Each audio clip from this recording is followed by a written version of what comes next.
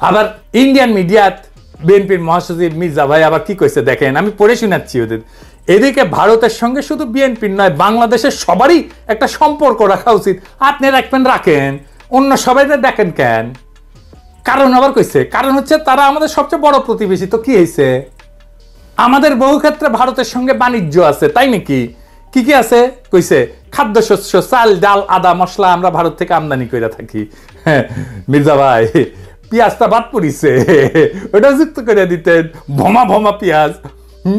আদা কি ইন্ডিয়া থেকে আসে মির্জা ভাই? এই গায়ে নিয়ে দেশ চালাইবেন? আদা আসে মিয়ানমার থেকে। আপনার প্রিয় পত্রিকা প্রথম আলোর রিপোর্ট দেখেন, এডিটর সাহেব দেখে দেন, কুটি লিখেছে মিয়ানমার থেকে আসে। আদার মূল উৎস এখন মায়ানমার, আগে ছিল চীন। জি, আদা ইন্ডিয়া থেকে আসে না, আসলেও অল্প আসে আপনার হেসেলের জন্য। আপনার ইন্ডিয়ান আদা তো পছন্দ, সেজন্য আপনার জন্য আনে আর কি, বুঝছাও? তো এই যে প্রথম আলো পত্রিকার জন্য কাইন্ডা যে বুক ভাসান মির্জা ভাই, পড়া লাগবি তো নাকি? হ্যাঁ, তো পড়েন না, আপনি পড়লে তো ভুলটা করিচ্ছিলেন না। না হলে আর্গুমেন্ট তৈরি করবেন কেমনে? হাঙ্কের মতো ইউটিউবার, 2 পয়সার ইউটিউবারদের কাছে ধরা খেবেন এভাবে। আবার দেখেন 8ই ডিসেম্বর বিএনপির অঙ্গ সংগঠন বলে প্রয়োজনে ভারতের বিরুদ্ধে সশস্ত্র প্রতিরোধ করবো। ওরে বাবা, নেতারা বলে এক কথা, বড় নেতারা বলে এক কথা, ছোটরা বলে আর এক কথা। বুঝি না আপনাদের পলিসি কি? আপনাদের পলিসি আগে ঠিক করেন, একটা পলিসি ঠিক করেন। 100টা পলিসি 100 জন কইলে তো মুশকিল, আমরা তো বুঝতে পারবো না, আমরা তো কম বুঝি, বুঝেন না, মুখ্য শিক্ষক মানুষ। একজন কইবেন বন্ধুত্ব আর একজন কইবেন সশস্ত্র সংগ্রাম, কোনটা ঠিক এটা কন আপনারা? বিএনপির লোকেরা কয় সশস্ত্র সংগ্রাম করবে, আর এই বিএনপির লোকেরা আমাকে কয় উগ্রবাদী। দেখেছেন? হ্যাঁ দেখেছেন কি অবস্থা? হ্যাঁ, এই বিএনপি নাকি দেশ চালাবি। আচ্ছা, এবার আসে জামাতের প্রসঙ্গে। আবার জামাত বলে যে জামাত কখনো ভারত বিরোধী ছিল না। হ্যাঁ, আবার জামাত বলছে ভারতের বন্ধুত্ব চায়, কিন্তু ইন্ডিয়া কি কয়? জামাতের বন্ধুত্ব চায়। ইন্ডিয়া কইছে জামাতের সাথে ইন্ডিয়া কোনো সম্পর্ক করবে না। তাও হ্যাংলার মতো বারবার যাবি, বারবার যাবি এটি। আর তার তো মর্যাদা সম্পন্ন রাজনৈতিক দল হইতে তো জীবনের মতো এই কথা বলার কথা না।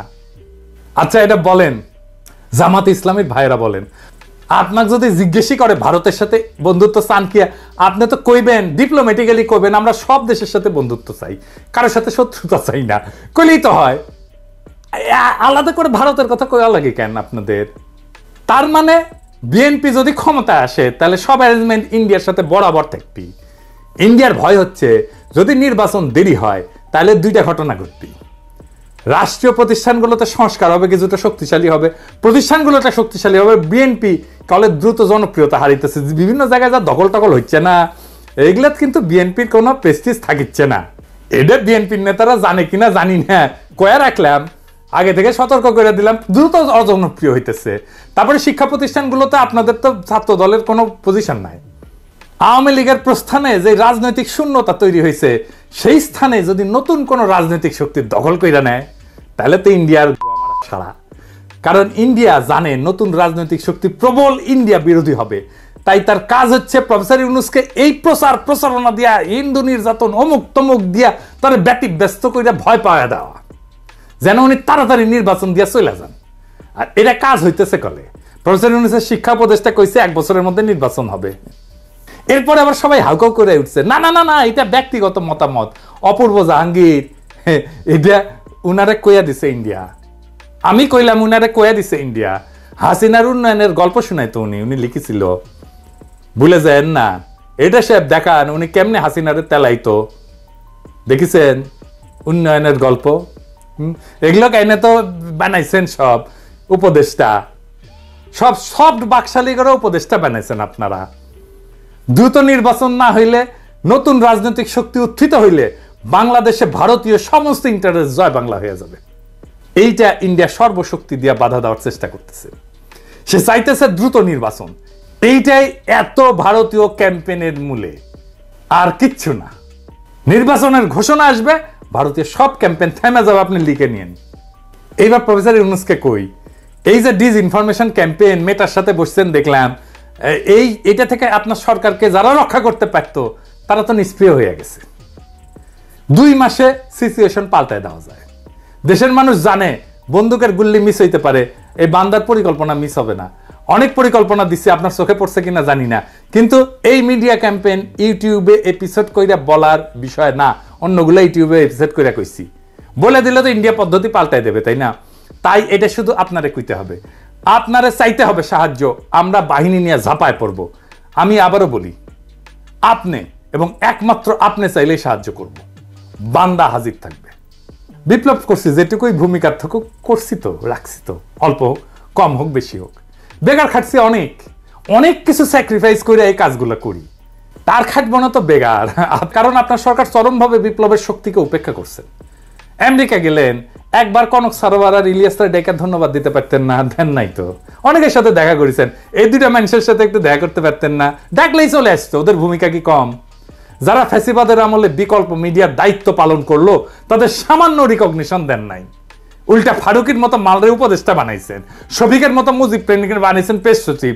বাংলাদেশের বিরুদ্ধে ভারতীয় ক্যাম্পেইনকে নিউট্রালাইজ করার দায়িত্ব কার? আপনার প্রেস সচিবের। তো ওই কি দায়িত্ব পালন করতে পারছে? পারে নাই। পারবে কেমন করে? তো জানি না কেমনে কাজ করতে হয়। ওর তো আগে একটা মিডিয়া স্ট্র্যাটেজি তৈরি করা উচিত ছিল, করিছে? করে নাই।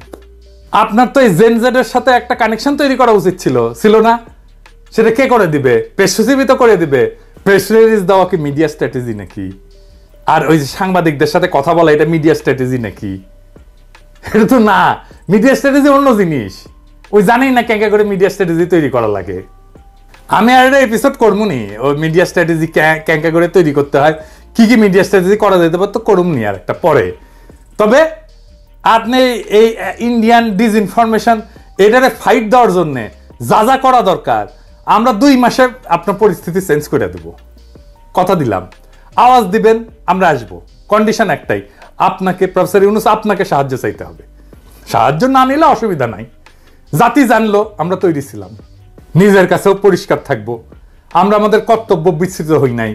পরিকল্পনা তৈরি আছে, আপনার কাছের লোক আমাদের কাছে চাইছে, তৈরি করে রেখে দিছি, কিন্তু আপনাকে চাইতে হবে। না চাইলে দেব না। আপনি না চাইলে ওই পরিকল্পনা কাগজেই থাকবে, ওটা বাস্তবায়িত হবে না। আপনি চান, পরিকল্পনা বাস্তবায়িত হবে। এরপরে দেখবেন বিপ্লবকে কিভাবে রক্ষা করতে হয়, ইন্ডিয়ারে কিভাবে দৌড়ের উপরে রাখতে হয়, ওই কাম আমরা খুব ভালো পারি। ইনকিলাব জিন্দাবাদ।